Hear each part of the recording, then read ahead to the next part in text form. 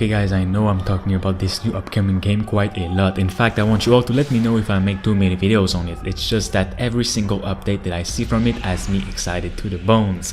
Believe it or not, this is kind of a dream game in a way for me. I've absolutely loved the War of the Worlds movie with Tom Cruise, and now seeing a full-blown open world survival game inspired by that movie with a single player co-op and PvP element where you have to survive in an invaded world against other surviving players and aliens.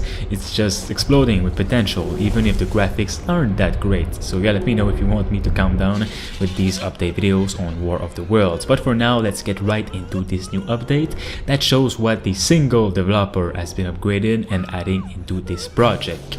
The new update video shows quite a lot of new improvements and such, but let me get that quick game description out of the way for those who are seeing this game for the first time. War of the Worlds is a hardcore or survival game that throws you into the extermination of mankind. Survive a week or more in an open world while avoiding giant alien machines that will exterminate you on sight. Avoid your death from dehydration or starving by scavenging and looting for food, resources, and other tools to aid your survival in an alien invasion apocalypse. Watch the military's measly attempts to fight back and even join the army in fighting these machines with tanks, different weapons, and more.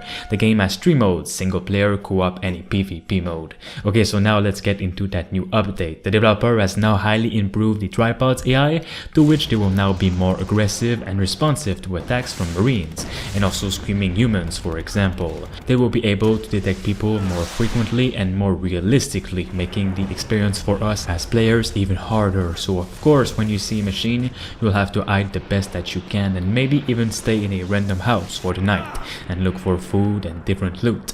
The developer also added a feature that I really did not expect and just makes the game more terrifying. First time I saw this in the movie, I was just creeped out. Sometimes throughout the open world, you will be seeing clouds of exterminated humans floating away in the sky. Tripod lasers only destroy human flesh. The clothes flies away from the disappearing bodies, which to me just adds more to the atmosphere of the game. Along with this feature, we will also be seeing more and improved dynamic environmental damage done through the world. Everything in game is set to happen dynamically, meaning things like war, extermination, and such will happen while you might not be there to see it. You'll be able to see the damage done though. Tripods are now set to act more intelligently and will stop moving if it feels it is at a great spot to exterminate and capture humans. The developer also added new colors when military are shooting or when tripods are defending, just to add a more varied aspect.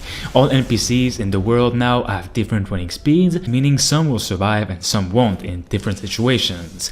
He also added a new Uberpod, which is a larger commander tripod with thicker legs, larger head, different sounds, and an expanded field of view distance. Overall, a much more intimidating and dangerous tripod.